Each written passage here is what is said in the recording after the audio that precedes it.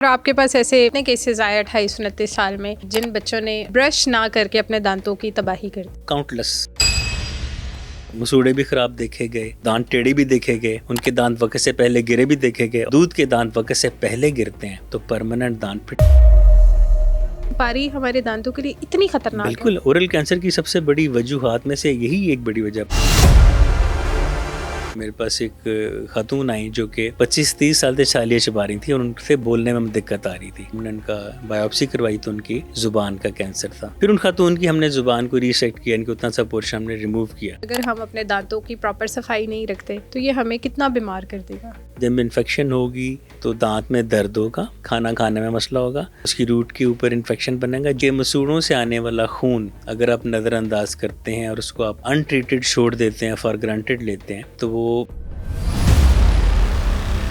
हम भी चाहते हैं कि जब हम स्माइल पास करें तो दांत बड़े नीट एंड क्लीन, बड़े वाइट खूबसूरत दांत नजर आए। तो ये जो सेलिब्रिटी वाला क्या राज है? हमारी रोज़मर्रा की ऐसी कौन सी गलतियां हैं जिनकी वजह से हमारे दांत ख़राब हो जाते हैं, और दांत ख़राब होने की वजह से हम कौन सी बड़ी बीमारियों में जा सकते हैं? इस पॉडकास्ट को एंड तक लाजमी देखें, क्योंकि इसी पॉडकास्ट में डॉक्टर इमरान ज़िया आपको वो हेल्दी टिप्स बताएंगे जिसकी वजह से आप अपने दांतों को महफूज भी रख सकते हैं, स्ट्रॉन्ग भी रख सकते हैं और बुढ़ापे तक आपके दांत नहीं गिरेंगे। डॉक्टर इमरान ज़िया, हम दांतों की रियलिटीज़ और मिथ्स पे बात करेंगे। जैसे अक्सर बच्चे डेली ब्रश करते ही नहीं हैं। वो किस टाइम करना चाहिए, या सुबह करना चाहिए, रात करना चाहिए, वो तो एक अलग सिनेरियो है। लेकिन बहुत सारे बच्चे ऐसे हैं कि वो डेली ब्रश ही नहीं करते। तो ऐसे केसेस आपके पास भी आए होंगे। किस तरह उनके दांत डैमेज होते भी हैं कि नहीं होते, कि मतलब अगर उन्होंने ज़िंदगी में 20-25 साल ब्रश नहीं किया अभी तक, या कभी कर लिया कभी नहीं किया, लेकिन उनके दांतों में कोई दर्द नहीं आई, किसी किस्म की ख़राबी नहीं आई, तो इसके पीछे की क्या लॉजिक क्या है? पहली बात तो है कि मैं इस बात को मानता ही नहीं कि 20-25 साल की एज तक आपने दांतों को इस्तेमाल किया लेकिन साफ़ नहीं किया। How come? पॉसिबल ही नहीं है। वो कैसे हो सकता है कि 25 साल तक आपने ब्रश नहीं किया तो मसूड़ों से खून नहीं आया? 25 साल तक ब्रश नहीं किया तो दांतों में कैविटी नहीं बनी? 25 साल तक ब्रश नहीं किया तो दांतों में सेंसिटिविटी नहीं आई? 25 साल तक ब्रश नहीं किया तो मुंह से स्मेल नहीं आई? ये पॉसिबल ही नहीं, मिथ है ये लोग अपने आप को जो इलॉजिक्स देते हैं कि जी ब्रश ना भी करें तो कोई फ़र्क नहीं पड़ता, देखो मैंने अभी तक नहीं किया, मुझे कोई मसला नहीं हुआ। ये पॉसिबल नहीं, ये मिथ है ये। बिल्कुल ठीक है। इसमें मैं आपको बताता हूँ कि मेरे पास एक साहब आए, वो बड़े ही खुश लिबास और परफ्यूम पर्सनैलिटी, और उनकी एज होगी कोई 28-29 साल, और बड़े वो रिच लुकिंग। लेकिन जब उन्होंने कहा जी मेरे दांत में अब इतने सालों बाद अब कोई मसला आया, आप यकीन कीजिए जब मैंने उनके मुंह खोला तो उनके दांतों के पीछे दांतों जितने बड़े बड़े ही उनका कैलकुलस या टार्टर बना हुआ था, और अगर उसको मैं रिमूव करता तो उनके दांतों ने हिल जाना था। जो कि फिर उनको मैंने सारी पिक्चर बताई, और फिर यही हुआ। उनके सामने के 4 दांतों को जब हमने क्लीन किया, स्केल आउट किया, उनके दांतों में मोबिलिटी आ गई। और फिर उनको बताया, पहले चूँकि हम बता चुके थे कि निकालने पड़ेंगे आके, फिर उनके निकाल के वहाँ पे हमने उनके इम्प्लांट्स लगाए। तो काइंडली इस मिथ को दूर कीजिए, पब्लिक को बताइए। मैं भी बताना चाहूँगा कि ब्रश ना करने से पॉसिबल ही नहीं है कि आपको कोई मसला ना आए। ठीक है। और मैं फिर की मिसाल भी दिया करता हूँ कि हम जिस बर्तन में खाना खाते हैं, हम चाहते हैं वो नीट एंड क्लीन चमकदार हो। जिस गिलास में पानी या कोई मशरूब पिए तो उसमें से खुशबू आनी चाहिए सफाई की। लेकिन जिस मुंह से खाना है, चाहे बर्तन और गिलास साफ भी हो, लेकिन मुंह गंदा होगा तो एक मेजर चैनल है जिसके साथ आप अपनी सारी जो जरासीमें साथ लेके जा रहे हैं। तो हाउ कैन वी एक्सपेक्ट कि आपका मैदा, आपके जोड़, आपके दिल सेहतमंद रहेगा? अच्छा, इसमें ना ये है कि मतलब 10 साल या 20-25 साल से मतलब ये है कि ब्रश ना करना, कि उन्होंने हफ्ते में 1 दफ़ा ब्रश कर लिया, हफ्ते में 2 दफ़ा ब्रश कर लिया, दिल किया तो कर लिया, दिल किया तो नहीं किया, ठीक है। और उनके दांतों में कभी कोई दर्द वाला सीन नहीं हुआ, ठीक है। दांत कभी ख़राबी वाले, मतलब आम आंख हम लोग जब देखते हैं ऐसे लोगों को, घरों में भी अक्सर होते हैं कि हमें पता होता है कि ये बच्चा हमारा ब्रश नहीं करता, इसको डांट के भी देख लिया, समझा के भी देख लिया, वो बच्चा हमारा ब्रश नहीं करता, ठीक है। तो दांतों में किसी किस्म की आम आंख से ख़राबी नज़र नहीं आती। तो मैं आपसे पूछना चाहूँगी कि आपके पास ऐसे कौन से डिफरेंट केसेस आए, और उसमें फिर प्रोसीजर कितने मुश्किल हो गए, या उनके दांतों को किस हद तक नुकसान हुआ? अच्छा, मैं बताऊँ, इसमें ज़्यादातर परसेंटेज ऐसे लोगों की है जो कि डेंटिस्ट से खौफज़दा हैं, उनको डेंटल फोबिया, डेंटोफोबिया है। वो उसके डरते हुए वो बताते कह देते हैं जी हमें कोई मसला नहीं है, हम बिल्कुल ठीक है। मसला होता है।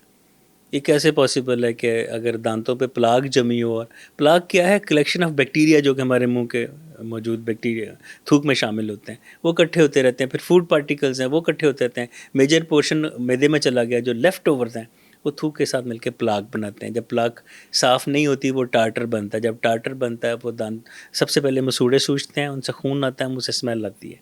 और ये साल 1.5 साल अगर आप ना करें तो ये हो जाता है। तो ये जो बच्चे ऐसे कहते हैं वो खौफ के ज़ेर असर कहते हैं कि हम बताएंगे हमें डेंटिस्ट पर लेके जाएंगे, डेंटिस्ट टीका लगाएगा। एक मैं इस बात से परेशान हूँ कि हमारी सोसाइटी में डॉक्टर के लफ्ज़ के साथ टीका ज़रूर आता है या इंजेक्शन ज़रूर आता है। ये हर वक्त तो ज़रूरी नहीं होता ना, मतलब आप दवाइयों से भी ठीक कर सकते हैं, आप मैनुअली स्केलिंग से भी, फिलिंग से भी ठीक कर सकते हैं। हम आपको डिसेंसिटाइज़र लगा के सोल्यूशंस या माउथ वॉशेस या जेल्स, हम दांतों को ठंडा गर्म भी दूर कर सकते हैं। तो टीका ज़रूरी नहीं है।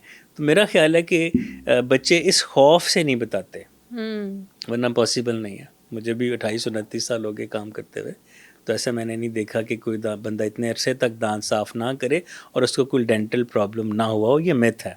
बिल्कुल ठीक है। और आपके पास ऐसे मतलब कितने केसेस आए 28-29 साल में कि जिन बच्चों ने ब्रश ना करके अपने दांतों की तबाही कर दी? काउंटलेस, लातादाद, बेतहाशा। उनमें उनमें मसूड़े भी ख़राब देखे गए, उनके दांत टेढ़े भी देखे गए, उनके दांत वक्त से पहले गिरे भी देखे गए। और जब वक्त के दांत दूध के दांत वक्त से पहले गिरते हैं तो परमानेंट दांत फिर टेढ़े निकलते हैं, क्योंकि दूध के दांत परमानेंट दांतों के लिए स्पेस मेंटेनर का काम करते हैं। कुदरत ने स्पेस मेंटेनर के तौर पे दूध के दांतों को बनाया गया। अगर वो दूध के दांत किसी वजह से निकालने पड़ जाते हैं, रूट कैनाल नहीं हो पाती या पेशेंट नहीं आता और वो दांत ख़राब होकर हिलना शुरू कर देता है और अपने मुकर्रर वक़्त से पक्के दांत के एरप्शन टाइम, उसके उगने के टाइम से पहले निकाल दिया गया, तो वाइड स्पेस होती है, दूध का दांत फिर जहाँ मर्जी निकले। और दूध के दांतों का तो ख्याल चलो जो रखा, लोग पक्के दांत भी निकलने के बाद अगर वो अल्लाह की तरफ से माशाल्लाह से सीधे निकल आए उसके बाद भी ख्याल नहीं रखते।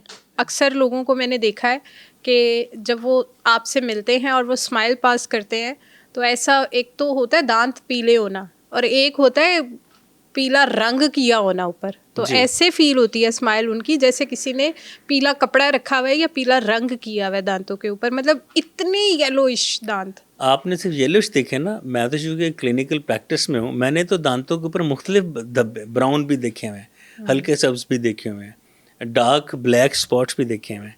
लाइक अगर आपने स्मोकर हैं और आप नहीं ब्रश करते तो दांतों के ऊपर डार्क ब्राउन सर्कल्स बनेंगे।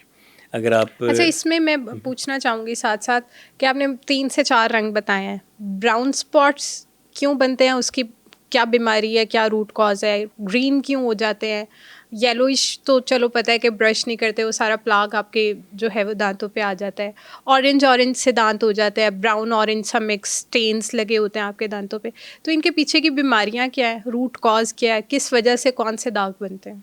स्मोकिंग से जो दाग बनते हैं वो डार्क ब्राउन, या अगर ना उसको साफ़ किया तो ब्लैकिश स्टेन में चले जाते हैं। सिट्रस ड्रिंक्स जिनमें कि विटामिन सी की बहुत ज़्यादा है, उससे दांत ग्रीनिश और येलोइश टाइप ऐसा का फील बनता होता है। है फंगस लगी हुई। फंगस, हाँ, फंगस वैसे सॉफ्ट टिश्यू पे लगती है, सख्त टिश्यू पे दांतों में, लेकिन आप कह लें कि फंगस फील लाइक ऐसा होता है कि फील वो ऐसा कुछ होता है। बच्चों के दांतों को देख के यूं फील होता है जैसे फंगस लगी हुई है बिल्कुल, दांतों को ऊपर। कार्बोनेटेड और सोडा ड्रिंक पीने से डार्क येलोइश हो जाते हैं दांत, क्योंकि दांतों का एनामल रब ऑफ होना जो शुरू होता है, चिप ऑफ होना शुरू होता है, नीचे से डेंटिन निकलती है जो कि येलोइश एक उसका एक रंग नज़र आता है।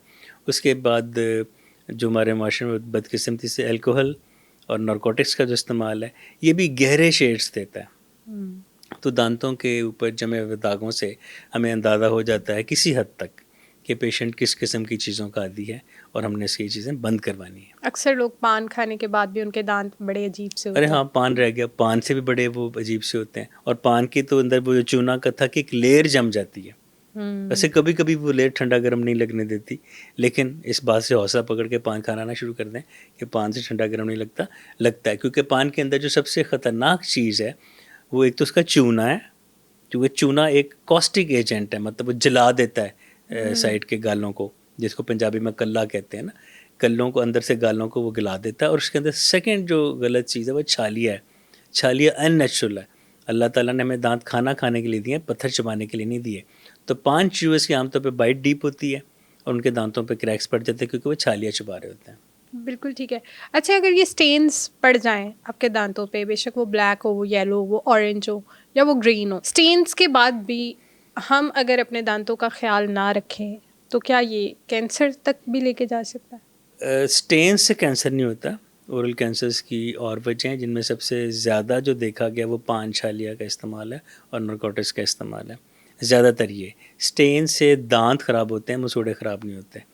और जो स्टेन्स हैं उनकी भी 2 किस्में हैं, एक होते हैं एक्सटर्नल स्टेन्स, एक होते हैं इंटरनल स्टेन्स। एक्सटर्नल स्टेन जैसे सिगरेट, पान छालिया, ये सारे तो हम स्केलिंग एंड पॉलिशिंग के थ्रू हम इसको साफ़ कर सकते हैं, लेकिन जब बहुत अरसे तक आप नहीं करेंगे तो वो फिर दांत के अंदर रच जाते हैं, जैसे हाथ पे मेहंदी लगी होती है वो रच जाती है।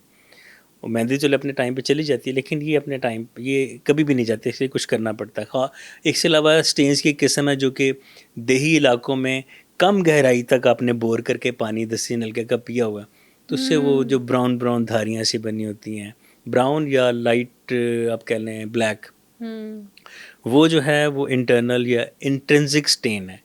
उसको हम डेंटल ब्लीचिंग जेल या वाइटनिंग प्रोसीजर्स के साथ हम उनको लेज़र के साथ भी कर सकते हैं, फिर हम वाइट करते हैं। अगर फिर भी ठीक ना हो तो फिर हम दांतों के ऊपर वेनियर्स या क्राउन्स लगा के उस स्टेन दांत को एक नॉर्मल गुड लुकिंग दांत की हालत में लेके आते हैं। मतलब वो फेक दाँत हो जाते हैं हमारे। फेक तो नहीं है क्योंकि कुदरती के ऊपर ही लगा हुआ है। आप कहें कि एडिड एक हमने हाँ, एडिट वर्जन दे देते एडिड हैं आप वर्जन दाँत। दे दिया हाँ, हमने। एडिट वर्जन में वो ये होता है कि नीचे आपके दाँत वैसे ही हैं, स्टेन्स वाले हैं, लेकिन ऊपर से हम उनको स्टेनलेस कवर दिखा कर देते देते हैं हैं, कि आपके दाँत खूबसूरत लगे, आपकी स्माइल खूबसूरत जैसे लगे। एक गंजे सर पे विग लगा दी जाए, हाँ, तो वो एग्जैक्टली ठीक है ना। एग्जैक्टली। अच्छा, एक चीज़ और बताएं कि हमारा पानी पीने से लेके हमारा खाना खाने तक ये सब हम अपने दांतों के थ्रू ही अंदर लेके जा रहे होते हैं, और अगर हम अपने दांतों की प्रॉपर सफाई नहीं रखते तो ये हमें कितना बीमार कर देगा? दांतों की सफाई ना करने से जो मसले मसाइल आते हैं वो मुंह के मसाइल तो हैं ही हैं, लेकिन आपको मैं एक वार्न कर दूं देखने वालों को भी और आप सबको भी कि मसूड़ों से आने वाला खून अगर आप नज़रअंदाज करते हैं और उसको आप अनट्रीटेड छोड़ देते हैं, फॉर ग्रांटेड लेते हैं, तो वो चूँकि हर वक्त तो आप थूक भी नहीं सकते, कुल्ली भी नहीं कर सकते, वो निगला हुआ जो खून है वो जाके सबसे पहले हार्ट को अफेक्ट कर सकता है। सब एक्यूट बैक्टीरियल एंडोकार्डाइटिस या शॉर्टली इसको एसबी कहते हैं, बहुत से कार्डियोलॉजिस्ट से आप इस बात को कंफर्म कर सकते हैं कि एसपीई होने की बड़ी वजूहात में से एक मसूड़ों से आने वाला खून है। उसके अलावा जोड़ों के मसले हो सकते हैं और कुछ गैस्ट्रिक इश्यूज़ भी हो सकते हैं। तो खुदारा मसूड़ों से आने वाले खून को कभी हल्का ना लें और दांतों में बनने वाली कैविटीज़ या सेंसिटिविटी को हल्का ना लें, क्योंकि फिर ये स्टेप वाइज का ट्रीटमेंट पेचीदा और लंबा और महंगा होता जाता है। आपने ऐसे स्वेयर केसेस अपने इतने साल के करियर में कौन से फेस किए, और उनके मतलब क्या वो केसेस थे, क्या स्टोरीज थी उनकी? अब 28 सालों में तो एक मैं बुक लिख सकता हूँ। बदकिस्मती से हमारे यहाँ जो मिथ्स हैं वो इतना काम ख़राब करते हैं कि लोग अपनी रवायत छोड़ने पे तैयार ही नहीं है। जैसे कि जी सुबह उठ के ब्रश है, फ़ायदा ही कोई नहीं है उसका, तो सुबह उठ के ब्रश करें या ना करें एक ही बात है। ये तो वैसे ही है जैसे कि आप कोई वारदात या चोरी होने के बाद गेट को लॉक करते हैं। रात को दांत साफ़ करके सोएं ताकि हमारे थूक में मौजूद बैक्टीरिया को मौका ही ना मिले कि लेफ़्ट ओवर के साथ मिलके मसूड़ों को ख़राब कर सकें या दांतों में कैविटी बना सकें। बहुत से केसेस ऐसे आए, बहुत से केसेस देखे जिसमें कि हमें हत्ता के दांत को हमें निकालना पड़ता है। वो इस हद तक नाकाबिले इलाज होता है कि निकालना पड़ता है, फिर निकालने के बाद नए लगाने के और बड़े, यानी कि वो फिर बात बढ़ती जाती है। तो prevention is always better than cure. Treatment और क्योर। प्रिवेंशन किया करें, परहेज़ किया करें। जैसे कि मुझे याद आ रहा है कि मेरे पास एक साहब आए, उनकी एज हुई होगी लेट 40s में, तो वो कोई दांत निकलवाने के बाद कोई डेंचर यूज़ कर रहे थे। डेंचर कहते हैं उतरने वाले दांत को, और शायद उनका कोई तलख तजुर्बा था डेंटिस्ट किसी के पास या किसी क्वैक के पास चले गए होंगे। तो डेंचर उनके गाल में चुप चुप के उसने गाल के अंदर एक ज़ख़म सा पैदा कर दिया। जब मेरे पास आए तो पहली दफ़ा मैंने उनका देखा तो एग्ज़ामिन किया, तो उनके डेंचर की वजह से उसकी और साथ जो कुदरती दांत था उसकी एक नोक थी, वो गाल में चुप के इतना बड़ा एरिया हो चुका था कि मुझे कुछ और फीलिंग्स आई। मैंने बायोप्सी करवाई उसकी, तो वो ओरल कैंसर निकला। Oh my God. तो फिर मैंने उनको मुतल्लिका डेंटिस्ट या जो मुतल्लिका स्पेशलिटी थी उसके पास भेजा। मैं तो जनरल डेंटिस्ट हूँ, ये फिर मैक्सिलोफेशियल डेंटिस्ट का काम होता है। ठीक है। ट्रीटमेंट शुरू किया, लेकिन ultimately we could not save him. Hmm. तो आप ये देखें कि ओरल कैंसर्स अगर देर से, कैंसर कहीं भी हो, अगर वो नेक्स्ट लेवल स्टेज पे पहुंचेगा तो वो फिर जान लेके छोड़ता है। तो मैं उस दिन के बाद से अपने तमाम पेशेंट्स को ये हिदायत करता हूँ कि साल में 2 दफ़ा नहीं, जो कि WHO कहता है, 1 दफ़ा तो कम से कम डेंटिस्ट को दिखाएं। आपके चाहे दांत बिल्कुल ठीक हैं तब भी दिखाएं, अगर आप कोई मसनूई दांत यूज़ कर रहे हैं तब भी दिखाएं। पान छालिया वाले केसेस बहुत सुनने में आए। एक मेरे पास एक खातून आई जो कि 25-30 साल से छालिया चबा रही थी और उनसे बोलने में दिक्कत आ रही थी।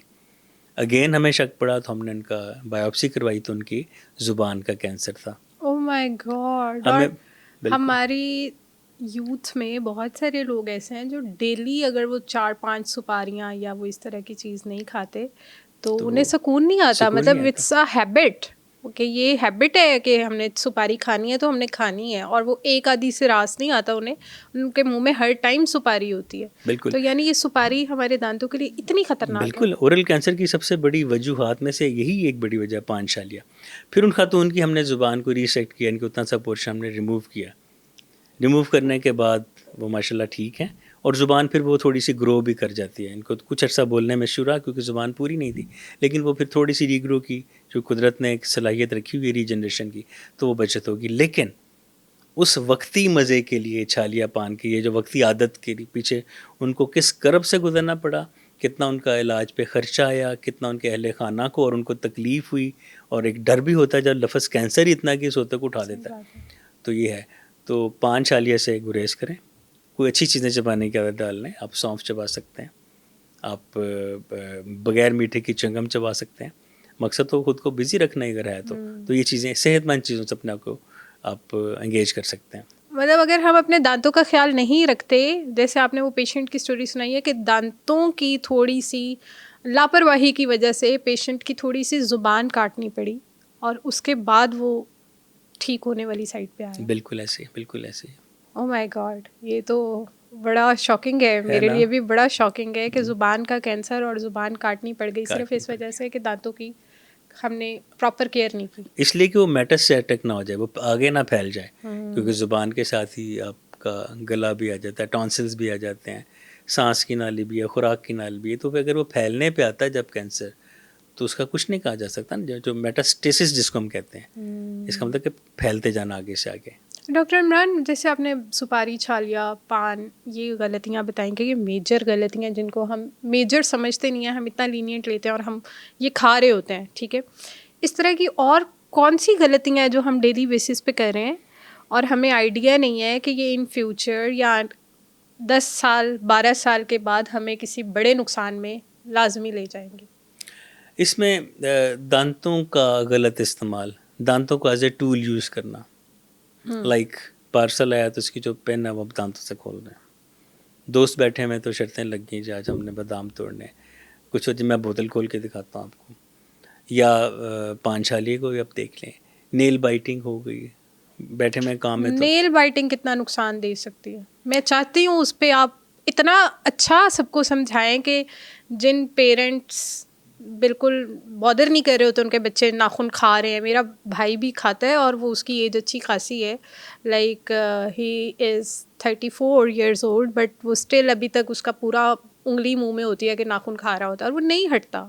हमने बड़ी कोशिश की है। तो नेल बाइटिंग कितना नुकसानदेह हो सकती है? अच्छा, इसमें हम ये क्लासीफाई नहीं कर सकते कि अब बच्चे ज़्यादा करते हैं कि बड़े। है ना? मैं तो इतने साल हो गए, मैं तो अब तो पहले मैं पोर्शनाइज करता था, अब मेरे ख्याल में ये इक्वल रेशो है। बच्चे जो ज़्यादा सोचते हैं या ज़्यादा वो उनके नफसियाती इशू भी हो सकता है, वो भी नेल बाइटिंग करते हैं। सेम रीज़न बड़ों में भी, स्ट्रेस में भी करते हैं। इसके 2 नुकसानात हैं। एक तो आप जब गैर फितरी यूज़ है ना, जब मुख्तलिफ एंगल से आप हर ना, एंगल चल रहा होता है उनका। ठीक है ना, जैसे ये थंब है, इसका नेल सख्त होता है, ये उंगलियों के तरह नरम होते हैं, लेकिन वो उसको भी कर रहे होते हैं। दांतों में वर्टिकल क्रैक्स आते हैं। क्रैक्स अल्टीमेटली दांत को फ्रैक्चर कर देते हैं, तोड़ देते हैं। फिर ठंडा गर्म लग सकता है, खाना खाने में दर्द हो सकती है, नोकें बन सकती हैं, ज़ुबान ज़ख्मी हो सकती है। दांतों पे फिर ट्रीटमेंट करना पड़ता है, रूट कैनाल और फिर क्राउन एंड व्हाट्सएवर। फिर करते करते अगर वो निकालने की नौबत आई तो फिर वही ब्रिजर इम्प्लांट। अब जो अगली जो बात आपको मैं ख़तरनाक बात बताने लगा कि ये जंक्शन जहाँ पे नेल और हमारी स्किन मिल रही है, यहाँ पे हमेशा बेतहाशा जरासीम बैक्टीरिया रहते हैं। आपने खारिश भी की है, आपने गंदी कोई चीज़ भी पकड़ी है, आपने शॉपर भी पकड़ा है, आपने को और चीज़ें भी पकड़ी हैं, आप टॉयलेट भी गए हैं और सही तरीके से धोए भी नहीं हैं। अब आप खुद सोचें कि अब वो जगह जब आप इस तरह से हाथ अंदर लेके जाएंगे तो क्या वो जो जर्म्स जहाँ पे हैं वो अंदर नहीं जा सकते? जाते हैं और वो काम ख़राब भी करते हैं। पेट ख़राब हो सकता है, कुछ भी, जो भी आप वो वायरस या बैक्टीरिया कैरी कर रहे हैं और आपने अगर हाथों की हर वक्त सफाई तो पॉसिबल नहीं है। बिल्कुल। आपने खारिश भी की है, कान में भी लगाया है या जो भी मैंने बताया, हम्म। तो nail biting ultimately leads to so many other complications. It may lead to. इसमें ये बताएं कि नेल बाइटिंग की ज़रूरत क्यों पड़ती है? क्या हमारी बॉडी में कोई डेफिशिएंसी चल रही होती है जिसकी वजह से वो बार बार हाथ मुंह में जा रहा होता है, या बार बार हम नाखून चबा रहे होते हैं अपना? ये बिल्कुल वैसे ही जैसे सोते में लोग दांत पीसते हैं, नाइट ग्राइंडिंग, ब्रश सिस्टम, ये एक सब कॉन्शियस एक्ट है। हम्म। ख़ास तौर पे जो नाइट ग्राइंडिंग है ना, उस पर तो पेशेंट का बस नहीं चलता ना, उसका तो बिल्कुल कोई कसूर नहीं है। उसका हल हम ये करते हैं कि हम नाइट गार्ड बना देते हैं। पेशेंट लगाते हुए सोते वक्त लगा लेता है और फिर उसका वो जो बर्डन है दांतों के पीसने का वो नाइट गार्ड पे आता है, दांतों पे नहीं आता। लेकिन जो नेल बाइटिंग है ना, ये थोड़ा सा मैनेज करना मुश्किल होता है क्योंकि इसमें पेशेंट जाग रहा होता है, अपनी सेंसेस में होता है। इसमें उसको पता होना चाहिए कि वो जो काम कर रहा है गलत कर रहा है। इसका तरीका ये है कि वो लिख के अपने सामने रख ले कि जी मैं नेल बाइटिंग मैंने नहीं करनी, या उसके अहले खाना है, ये कुलीग्स हैं, वो जब भी करने लगे उसको नोट करवा दें। अगर वो छोटा बच्चा है तो आप उसके लिए उसको कोई आप इंसेंटिव रखते हैं कि आज आपने देखा, हमने देखा, आज आपने सारा दिन नेल बाइटिंग की, चलें आज आपको हम मज़े का आपका खाना लेके देते हैं या आपको हम कोई आइसक्रीम ले देते हैं। छोटे बच्चों को तो आप इस तरह से टारगेट दे के आप कर सकते हैं। चार्ट बना लें कि आज आपने नेल बाइटिंग नहीं की, आज आपने की है, आज हम आपको ये नहीं करो, आपको अगले 2 दिन तक अब आपको कोई इसका नहीं मिलेगा, इनाम नहीं मिलेगा। बच्चों के लेवल, बड़ों पे ये है कि वो खुद अपने आप को जहन में रखें, लिख के रख लें सामने, या वैसे याद कर लें कि नेल बाइट जैसे हाथ जाता है फ़ौरन आप उसको खींच लें। दफ्तर में कुलीग्स ये जिम्मेदारी ले सकते हैं और घर में फैमिली मेम्बर ले सकते हैं। या आप पहले इसकी रीज़न देखें करता क्यों है, टेंशन में करता है या वैसे देखदा की आदत पड़ी है। लेकिन आम तौर पे आदत किसी वजह से पड़ती है। टेंशन में वो पेशेंट रिलैक्स फील करता है या सोचते हुए उसको समझ आ रही होती है कि अगर मैं करूँगा तो मैं कुछ रिलैक्स हो जाऊँगा। ये वैसे ही है जैसे लोग खाना खाने के बाद स्मोकर सिगरेट पीते हैं, जी मैं वरना हाँ, मुझे गैस हो जाती है। बिल्कुल। ठीक है ना। तो इसी तरह आप रीज़न को देखें और रीज़न को दूर करें।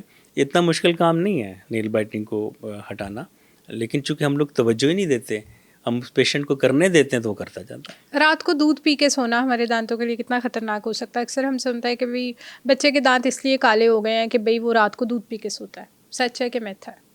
सच भी है। और आप दूध क्या, आप कुछ भी खा के सोएंगे ब्रश के ऊपर, वो दांत आपका ख़राब करेगा। तो दूध में तो वैसे चिकनाइयाँ बहुत होती हैं, फिर आपने मीठा भी ऐड किया होता है। अगर वो मुंह में रहेगा तो दांत काले तो क्या, दांत वैसे भी निकल सकते हैं, ख़राब होते होते हैं। तो अगर दूध हमारे मुंह में रहेगा तो। और बच्चे तो अक्सर जब दूध पीते पीते सो जाते हैं। हाँ जी, नहीं उन्हें दिया इसलिए जाता है कि सो जाएं। हाँ, एग्जैक्टली। ठीक है ना, कोई आदत पड़ गई होती है ना, आदत हमने खुद डाली है। बच्चे को तो नहीं पता कि पैदा होने के बाद उसने दूध पीना या माँ की फीड लेनी है। अगर हम फीडर पे रखेंगे तो उसका आदी हो जाएगा। मेरे पास में भी मैंने बताया जैसे 8-8, 9-9 साल के लोग फीडर भी पीते नज़र आते हैं, अंगूठा चूसते नज़र भी आते हैं, पेसिफायर भी लेते हैं जब वो कभी अकेले बैठे हों बच्चे। तो ये ब्लैक स्टेन होना ज़रूरी नहीं है, दूध से दांत वैसे भी ब्राउन होकर भी टूट जाते हैं और ख़राब होते हैं। मतलब रात को आपका मुंह साफ़ होना चाहिए, रिगार्डलेस कि वो दूध है या रोटी है या चावल है या आलू है या सब्ज़ी है, कोई भी फूड रेमिनेंट लेफ़्ट ओवर मुँह में नहीं होना चाहिए। मतलब रात को ब्रश करना is so important. So important, ये बहुत सी दांतों की बीमारियों से बचाता है। हमें तो शुरू से प्रैक्टिस ही एक रही, उठो सुबह हो गई, चलो स्कूल जाना है, ब्रश करो। रात वाला ब्रश तो कुछ पेरेंट्स मुझे लगता है बहुत रेगुलर करवाते होंगे, लेकिन ज़्यादातर ये प्रैक्टिस नहीं है। रवायत गलत भी तो होती है ना, तो ये गलत रवायत है कि सुबह उठ के ब्रश करें। अब वैसे अवेयरनेस आई है, अब लोग करते हैं। लेकिन अभी बहुत से सुस्त लोग ऐसे हैं जो कि कहते हैं सुबह उठ के कर लेंगे, सुबह कि उठ आप के कर लेंगे। अच्छा, मैं बहुत से अपने पेशेंट्स को कहता हूँ यार आप ब्रश नहीं करते, डॉक्टर साहब टाइम ही नहीं होता। Oh my God. यानी कि आपके पास दफ्तर का में काम करने का टाइम है, आपके पास दोस्तों से घूमने फिरने का हाला टाइम है। ब्रश इज समथिंग जो हमारे सबकॉन्शियस में बैठा हुआ है, हाँ, जो करते हैं मतलब अब मुझे नहीं याद पड़ता कि मैं सुबह में उठूं तो मुझे ये सोचना पड़े या बताना पड़े खुद को कि ब्रश करना है। मतलब ये हैबिट है मेरी कि उठ के डायरेक्ट वॉशरूम में जाना है, आपने सीधा ब्रश करना है। बिल्कुल। सुबह भी करना है, रात में भी करना है, ठीक है। हाँ, 2 टाइम तो चलता है, लेकिन ये है कि ये सोचने वाली बात नहीं है या टाइम मिलने वाली बात नहीं है। अब देखें ना, आप 4 से 5 घंटे डाइन आउट में लगा सकते हैं, घंटे डेढ़ की ड्राइव करके घर भी आ सकते हैं। तो जो एक सही तरीके से ब्रश करना 1 से 1.5 मिनट लगता है। 1 से 1.5 हाँ, मिनट इतना जस्ट ही 1 मिनट भी ज्यादा बता रहे बता हैं। रहा। अगर आप डेली करते हैं तो आप आधी हो चुकी। यूं कुछ सेकंड्स लाइक 50 सेकंड 60 सेकंड्स वही 1 हाँ, मिनट वाली चीज है कि तो आप ये- ब्रश करके बाहर आ जाते तो ये सबसे बड़ा लेम एक्सक्यूज है, टाइम नहीं होता ना डॉक्टर, बहुत थके होते हैं डॉक्टर साहब, तो वो फिर ब्रश नहीं होता। फिर वो जो बहुत थके हुए के बाद ब्रश नहीं होता ना, वो फिर बहुत महंगा पड़ता है सही जब बात है। ट्रीटमेंट के लिए आप आते हैं। अच्छा, एक चीज़ और बताए कि कुछ अब जैसे हम देखते हैं सोशल मीडिया का दौर है, बहुत सेलिब्रिटीज़ हम देखते हैं उनके दांत बहुत एक्स्ट्रा वाइट होते हैं, लाइक वो स्माइल पास करते हैं तो उनके दांतों में से एक शाइन आ रही होती है। अब मैंने अभी तक कोई आर्टिफिशियल प्रोडक्ट ऐसा यूज़ नहीं किया, लेकिन ऑब्वियसली हम भी चाहते हैं कि जब हम स्माइल पास करें तो दांत बड़े नीट एंड क्लीन, बड़े वाइट खूबसूरत दांत नज़र आए। तो ये जो सेलिब्रिटी वाला क्या राज है, ये क्या करते हैं ऐसा?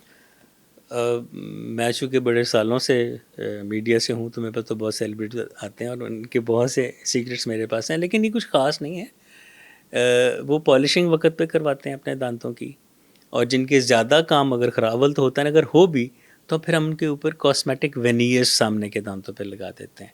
वेनियर क्या होता है कि हम दांत के सामने की सरफेस को थोड़ा सा हम ग्राइंड कर, हल्का सा ग्राइंड करते हैं, उसके ऊपर एक सेरामिक का एक कवर सा लगा देते हैं, उसी शेप का होता है जिस शेप का दांत है। क्या होता है कि उसकी सरफेस अगर गैप है सामने में दांतों में, या अगर पीली धारियाँ सी बनी है, या किसी वजह से फूड स्टेन्स उनके ऊपर हैं, या स्मोकिंग स्टेन्स हैं जो कि साफ़ करने से नहीं जा रहे, फिर हम वेनियर्स लगा देते हैं। बट ये जो सेलिब्रिटीज़ बताया, ये बड़ा रेगुलर डेंटल अपना वो विजिट रखते हैं। लाइक हमारे बहुत से प्रोग्राम के मेरे एंकर्स हैं, वो आते हैं हमारे पास, या जल्दी से करना है डॉक्टर साहब, हमारा अगली रिकॉर्डिंग है, हम फिर क्विकली उनका काम करते हैं। और कुछ हैं जिनको हमें वाइटनिंग जेल लगाना होता है, कुछ का हम उनकी कॉम्पोजिट बॉन्डिंग, यानी कि एक कॉम्पोजिट एक फिलिंग मटेरियल है, वो अच्छे शेड वाला लगा के अल्ट्रावायलेट लाइट के साथ हम उसको हार्ड कर देते हैं। तो वो उससे क्या होता है? That becomes a part of the tooth. Okay. अगर दांत थोड़ा सा भुरा हुआ है तो हम उसको कॉम्पोजिट से पूरा बिल्डअप कर देते हैं। अगर उसमें कोई डिप्रेशन आ गया, खड्डा पड़ गया, क्रैक आ गया, उसको हम लिक्विड कॉम्पोजिट या फ्लोएबल कॉम्पोजिट से फिल करके अल्ट्रावायलेट लाइट से उसको फिक्स कर देते हैं। और डेंटिस्ट्री बड़ी मॉडर्न हो गई है। अब दांतों का इलाज सिर्फ दांत निकालने तक, जैसे हाँ, लोग एग्जैक्टली। अब तो खूबसूरती, स्माइल मेकओवर, पता नहीं बहुत बहुत सारी बहुत कुछ टेक्निक्स हो आ गया। गई हैं, बहुत ज़्यादा टूल्स आ गए हैं जो हम अपने, क्योंकि दांत आपकी पूरी पर्सनालिटी को चेंज करते हैं। बिल्कुल ऐसी है। अब वो पहले था ना कि बताते आप डेंटिस्ट हैं, अच्छा आप तो खूब दांत निकालते होंगे तो अगर ये वाले निकालता हूँ। लेकिन वही कि वो अब दांत निकालने तक महदूद नहीं रहा। अब डेंटिस्ट्री स्माइल मेकओवर्स में आ गई, अब dentistry replacement of new teeth में आ गई, अब डेंटिस्ट्री आपकी एक स्माइल की लुक की बेहतरी के लिए आ गई, अब डेंटिस्ट्री आपके मिसिंग दांतों को रिप्लेस करने पे आ गई। डेंटिस्ट्री तो बहुत आगे चली गई ना अब। बिल्कुल ठीक है। अच्छा, आप जैसे बता रहे हैं कि आप वेनियर्स लगा देते हैं, तो ये वेनियर्स इस तरह के होते हैं कि लाइक जब तक हमने ऑन कैमरा या हमने किसी मीटिंग में जाना है या हमने लोगों से मिलना है, तब तक हम वो लगा लें, और रात सोते हुए जैसे हम देखते हैं बुजुर्गों को कि वो रात सोते हुए अपने दांत निकाल के बाहर रख देते थे, तो क्या ये वो चीज़ है कि ये फिक्स रहते हैं आपके दांत, मतलब वेनियर्स जो है वो ऑल टाइम आपके मुंह के अंदर रहते हैं? वेनियर्स फॉरएवर होते हैं, ठीक है। कभी ज़िंदगी में उतरे तो उन्हीं को हम दोबारा लगा देते हैं। वो आपने जो बुजुर्गों वाली बात की, वो डेंचर्स हैं जिनका मुंह बिल्कुल खाली होता है, और वो डेंचर्स लगाते हैं, और रात को उलझन होती तो उसको उतार के, अगर सादा डेंचर हो तो पानी के गिलास में डुबो के रखते हैं, अगर उनका सॉफ्ट लाइनिंग वाला हो तो वैसे रख सुबह उठ के धो के फिर लगा लेते हैं। लेकिन वो और चीज़ है, वह खाली मुँह में दांत भरने के लिए।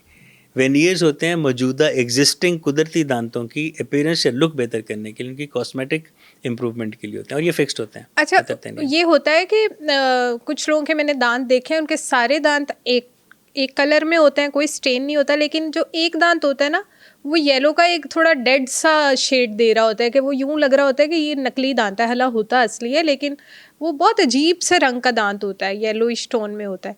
तो वो यूं लग रहा होता है कि इस दांत में जान ताकत नहीं है। वो हंसते भी हैं तो वो साइड पे एक दांत अजीब सा नजर आ रहा होता है। वो क्या रीज़न होती है? इसकी मुख्तलिफ रीज़न है, लेकिन जो मैंने देखा ज़्यादातर ये कि अगर ये जो कैनाइन जो सुआ दांत होता है ये सबसे थिक होता है थिक इसका। होता है। हाँ, थिक, हम्म। मजबूत और और लंबा भी ये बहुत होता काटने के काम आता है ना, है। ये जो कैनाइन हम का जो कट गोश्त करने को का काम। गोश्त टीयर करते हैं, हम जो जो लेग पीस को हम पहले बाइट टीयर करते हैं ना, शेरों का भी ये होता है, कैनाइन टूथ ही होता है।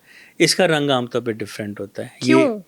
ये थिक है ना, तो एक अच्छा। चीज़ में जब मटेरियल ज़्यादा, उसकी कंसिस्टेंसी ज़्यादा होगी उसमें होगा। हम्म। आपने जो ग्रे बताया वो आमतौर पे होता है कि कुछ दांत अगर टेढ़े मेढ़े हैं और एक दांत ज़रा सा पीछे है तो सही ब्रश नहीं हो पाता और उसके ऊपर स्टेन जम जाता है। या बाज़ का होता है उस दांत के पीछे कीड़ा लग रहा होता है। ये कोई कीड़ा चलता फिरता कीड़ा नहीं होता, ये दांतों के डिकेइंग प्रोसेस को कीड़ा कहते हैं। तो हो सकता है वो अंदर से डिके हो रहा हो। अगर आप उसका अंदर से देखते हैं, हम सामने से तो ठीक है, अंदर से अगर हो रहा है तो उसका रंग चेंज हो सकता है। या वो मैंने जो पहले बताया कि थोड़ा सा वो अलाइनमेंट के अंदर होता है तो ब्रश लोग जल्दी जल्दी करते हैं, उस पर सही ब्रश जाता नहीं है, फिर वो फूड स्टेन्स या बाकी कोई और सूरत हाल हो सकती है इसके तो ऊपर। ये जो ब्रश से, अब आपने ब्रश की बात कर दी है, तो एक ये भी हम बहुत सुनते हैं कि जी बच्चे बच्चे क्या बड़े भी ब्रश ऐसे ऐसे रगड़ रगड़ के कर रहे होते हैं जी, दांत बहुत अच्छे साफ़ हो जाएंगे। तो ये जो दांत बहुत अच्छे साफ़ करने के लिए हम अपने दांतों को बिल्कुल ऐसे ऐसे रगड़ रहे होते हैं, बिल्कुल। ये कितनी सदाकत है? वो अक्सर हम कहीं, मैं भी कहीं गया तो मैंने नोट किया कि अगर कहीं वो मिलने आ रहे हैं कि जा रहे हैं, पहले वॉशरूम जाके वो ब्रश करते हैं, अच्छी आदत है। हाँ, लेकिन स्पेशली जब लोगों ने कहीं बाहर जाना है, हाँ जी। मीटिंग्स में जाना है, शादी में जाना है, तो वो ब्रश करते हैं, और मुझे लगता है ये बहुत अच्छी बात है। लेकिन कई दफ़ा मैंने देखा कि अंदर से उबकाइयों की आवाज़ आ रही होती है और वो कर कर कर, मतलब वो इस बुरे विगोरियसली वो दांतों को एग्रेसिवली कर रहे होते हैं कि दांतों को हमेशा लंबाई के रूप ऊपर से नीचे करना चाहिए।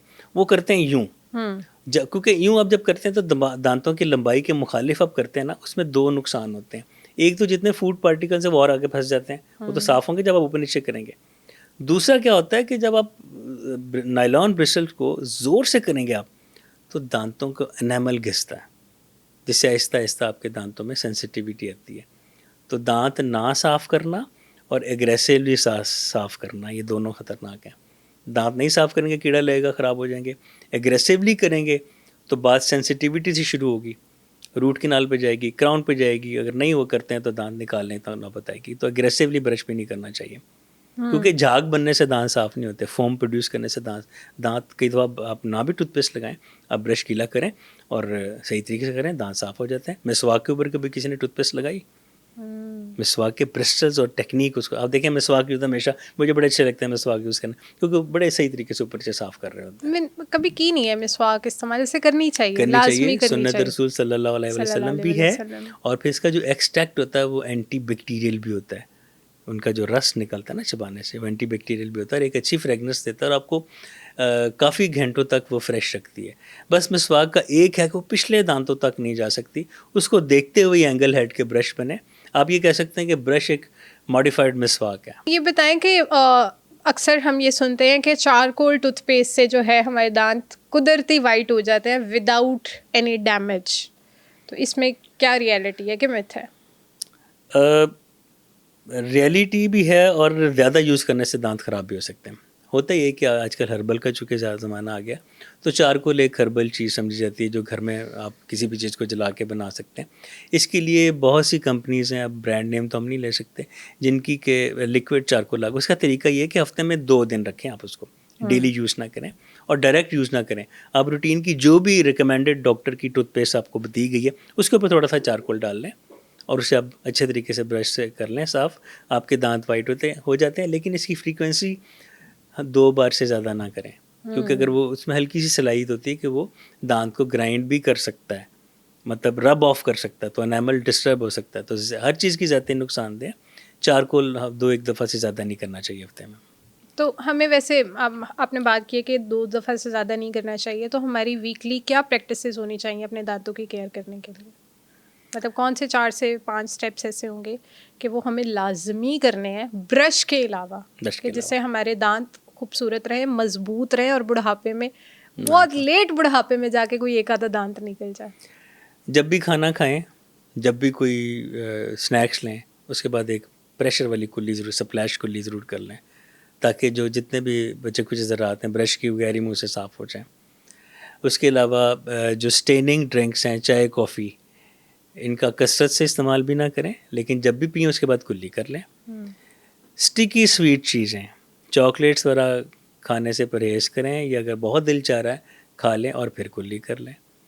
मतलब जो मैं आप समझ लें, एक्सट्रैक्ट मेरी बात का ये है कि आप जब खा पी ना रहे हों तो मुँह में खाने पीने की कोई चीज़ नहीं होनी चाहिए, लेफ्ट ओवर्स नहीं होने चाहिए, ये ब्रश किए बगैर की। डॉक्टर इमरान, माउथ वॉशेस का बड़ा दौर आ गया है, माउथ वॉश यूज़ कर लें, तो माउथ वॉश का एक्चुअली पर्पस क्या है? मतलब हमें क्या सोच के माउथ वॉश लेना चाहिए, और मार्केट में जाने से पहले क्या हम खुद से डिसाइड कर लें कि हमें ये वाला माउथ वॉश चाहिए और ये हमने फॉर एवर यूज़ करना? माउथ वॉश में तकरीबन वही कुछ होते हैं उसके कॉन्स्टिट्यूएंट्स जो कि टूथपेस्ट के होते हैं, लेकिन हम चूँकि ब्रश की टेक्निक में से अक्सर लोगों को नहीं पता, तो हर जगह टूथब्रश नहीं जाता। जैसे कि विजडम टूथ तक नहीं जाता, अकलदाढ़ तक, थर्ड मोलर तक। तो माउथ वॉश का फ़ायदा ये है कि आप उसको जब मुँह में डाल के प्रेशर से कुल्ली करते हैं तो आपके हर जगह पहुँच जाता है, और किसी हद तक उस जगह को भी साफ़ कर देता है जहाँ पे कि टूथब्रश नहीं गया। उसके अलावा जो माउथ वॉश का सबसे ज़्यादा जो हम डेंटिस्ट रिकमेंड करते हैं वो ये है कि आप दुनिया की किसी भी आला तरीन टूथपेस्ट से अपने दांत साफ़ कर लें। हमारे थूक में मौजूद, जो हमारा इंसानी थूक मुँह में पैदा हो रहा है, उसमें जो मौजूद बैक्टीरिया हैं वो घंटे डेढ़ में फिर से प्लाक बनानी शुरू कर देते हैं। माउथ वॉश से क्या होता है कि थोड़ी देर तक उनका माउथ वॉश के असरात मुँह में रहते हैं और दांतों पे एक हल्की सी एक फिल्म या तय ऐसी चढ़ जाती है जिससे प्लाक फॉर्मेशन बंद तो नहीं हो सकती और डिले हो जाती है।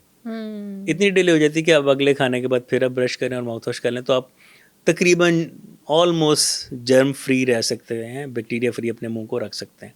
तो माउथ वॉश का ये मकसद है, हम तो ज़रूर लिख के देते हैं। तो यानी आपको life time mouth wash use करना चाहिए? अब पाबंदी नहीं है, लेकिन आप जितनी एक्स्ट्रा केयर करें उतना बेहतर है। बिल्कुल ठीक है। तो आप मतलब आप ये भी कह रहे हैं कि अगर हम माउथ वॉश यूज़ करते हैं तो हमें ब्रश नहीं भी करने की ज़रूरत? नहीं, ऐसा नहीं है। हाँ, ये आप ये मैं क्लियर करना चाह रही थी रिलैक्सेशन फॉर मत लें। ऑडियंस। अगर हम माउथ वॉश कर रहे हैं तो इसका मतलब ये नहीं है कि माउथ वॉश जो हम यूज़ कर रहे हैं किसी भी ब्रांड का, किसी भी कंपनी का, तो उसका मतलब ये नहीं है कि भाई अब हमने ब्रश नहीं करना। ब्रश और वॉश में फ़र्क है। हाँ, यही चाह रही थी कि ऑडियंस ये समझ जाए। एक दांत को हल्का सा रब करके ब्रश करना और एक माउथ वॉश से कुल्ली करना, इसमें ज़मीन आसमान का फ़र्क है। माउथ वॉश आपको मेंटेन कर सकता है, आपकी सफाई को, सफाई पूरी कर नहीं सकता, एक एड है, ट्रीटमेंट नहीं है। बिल्कुल ठीक है।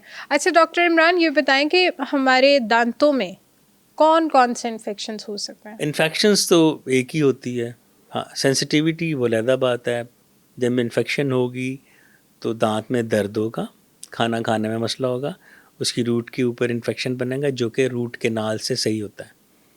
दांतों में ये एक ही इन्फेक्शन हो सकता है। और दांत दर्द की वजह से कभी कभार हमें ऐसा फील हो रहा होता है हमारे पूरे जॉ में दर्द हो रही है। ऐसे ही है, ऐसे ही है, तो क्योंकि वो ब्लड सप्लाई चूँकि एक ही आ रही है और वो उसकी ब्रांचेस हैं, तो एक दांत की पेन ट्रेवल करके यहाँ तक आ सकती है। लाइक अकलदाढ़ जब उसकी दर्द होती है तो वो कन पट्टी में, कान में, बैक ऑफ नेक में, इवन शोल्डर तक में और आगे तक आ रही होती है, और लोग परेशान होकर बाज़ को ENT वालों के पास जाते हैं कि मेरे कान में दर्द है। इवन जब वो नेक तक जाती तो लोग इसको हार्ट अटैक से भी वो रिलेट कर लेते हैं, जो कि होता नहीं है।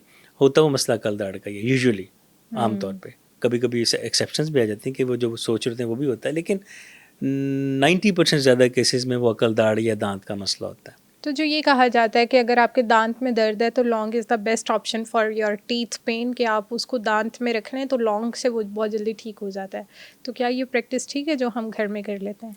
ये किसी हद तक रियलिटी है, किसी हद तक मिथ है। लौंग वहाँ पे असर करेगा जहाँ दांत में कैविटी होगी, खोड़ होगी, उसमें आप लौंग का जो बल्ब होता है वो आप चबा के, या जिसको चिथ के कहते हैं, वहाँ रख लें उस कैविटी में, तो वो अपना एक सेडेटिव इफेक्ट देता है। बल्कि हमारे क्लिनिक्स पे लौंग का ऑयल, जिसको हम यूजिनॉल ऑयल कहते हैं, हम उसकी ड्रेसिंग भी देते हैं। लेकिन अगर ऐसा दांत जो कि जिसमें कैविटी नहीं है और वो आपको दर्द कर रहा है, इट मीन्स उसके नीचे कोई जड़ पे कोई मसला है, उसकी रूट पे कोई मसला है, या उसके गम्स अराउंड उसके दर्द कर रहे हैं, वहाँ पे लौंग काम नहीं करेगा। वो तो वैसे ही कि जैसे किसी बंद सुराख के ऊपर आप तेल बहाते रहें, ऐसे ही आप कैविटी में लौंग रखेंगे तो असर करेगा।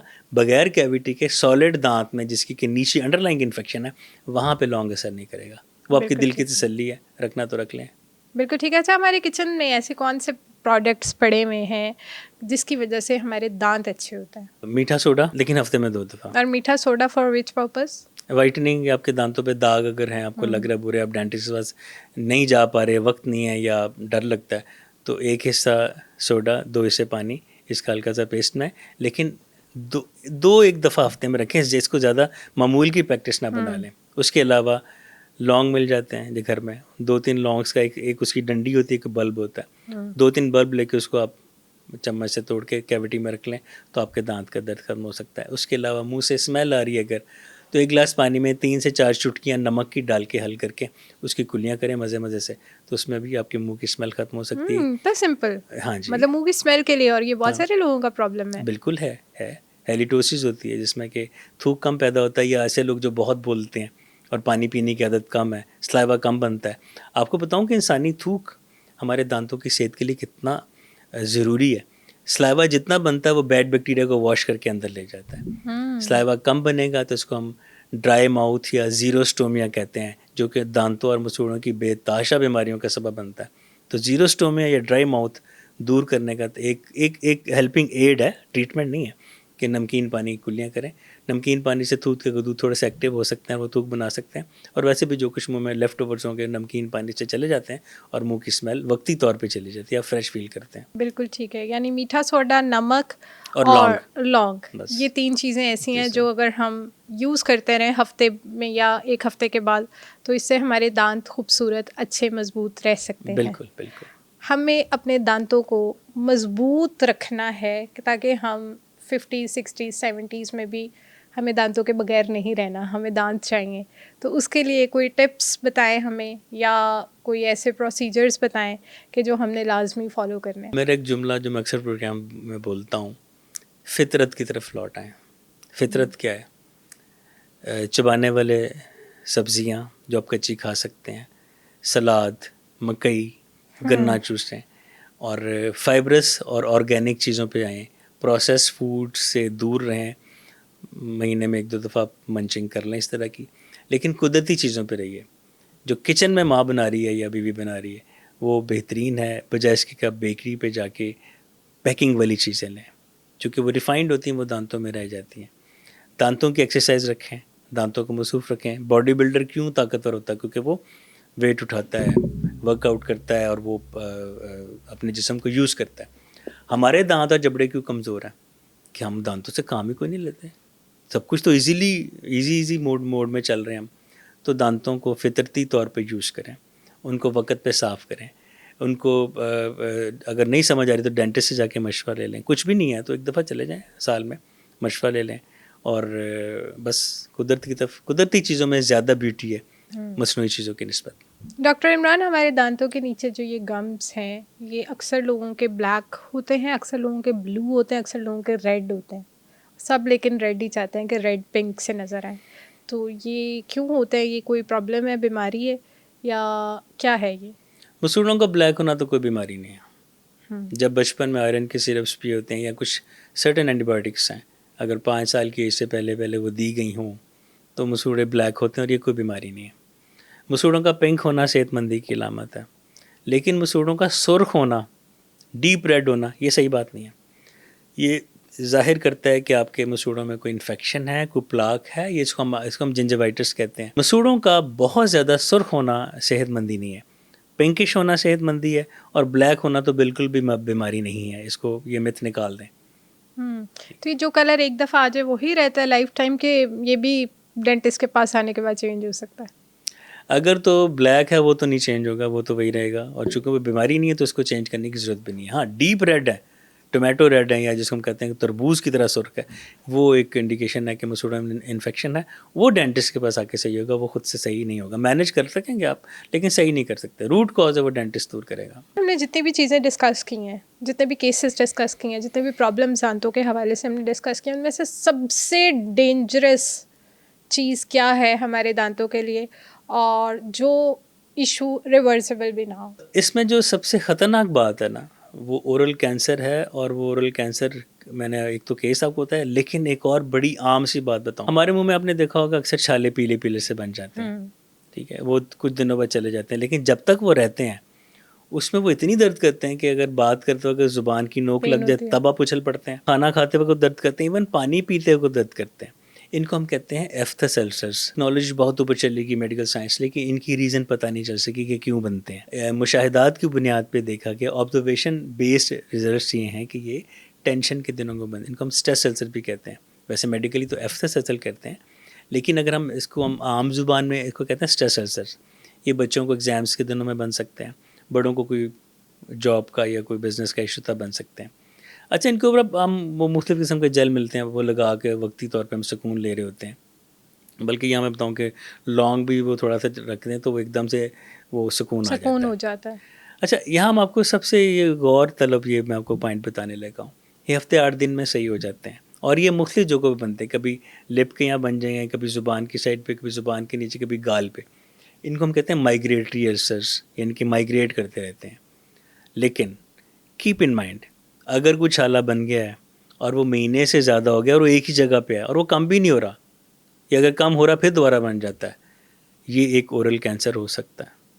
तो मुंह के छालों को सबसे ज़्यादा कंसीडर कीजिएगा, उनको देखें। मेजॉरिटी को तो वैसे तकरीबन 90% से ऊपर लोगों के खुद ही ठीक होते हैं, लेकिन अगर किसी एजेड पेशेंट के अगर वो छाला ठीक नहीं हो रहा और महीने से ऊपर हो गया, आपने जेल्स भी लगाए, तो वो एक ओरल कैंसर हो सकता है। फौरी तौर पे इस पर डेंटिस्ट को दिखाना चाहिए। उसके बाद जो कम ख़तरनाक मसले हैं, बल्कि होते तो वो भी ज़्यादा ही, मसूड़ों के खून को नज़रअंदाज कर देना, ये भी ख़तरनाक हो सकता है। इसमें दिल की बीमारियाँ भी हो सकती हैं, पेट के इश्यूज़ भी आ सकते हैं और जोड़ों के मसाइल भी आ सकते हैं। और जो फिर ज़रा लेस ख़तरनाक, थोड़ी ख़तरनाक हैं, वो कैविटीज़ हैं, सेंसिटिविटी है, या मुंह का खुश्क होना है। लेकिन इनमें से किसी चीज़ को भी अगर आप इग्नोर करते रहेंगे तो वो जो लेस डेंजरस है वो मोर डेंजरस में चेंज हो सकता है। बिल्कुल ठीक है। अगेन मेरा वही लेसन के जो WHO कहता है कि साल में 2 दफ़ा तो नहीं तो 1 दफ़ा डेंटिस्ट को दिखा दें, चाहे कुछ भी ना हो। बिल्कुल ठीक है। Thank you so much for the wonderful podcast, for wonderful information. इंशाल्लाह दोबारा ज़रूर मिलेंगे एक नए पॉडकास्ट।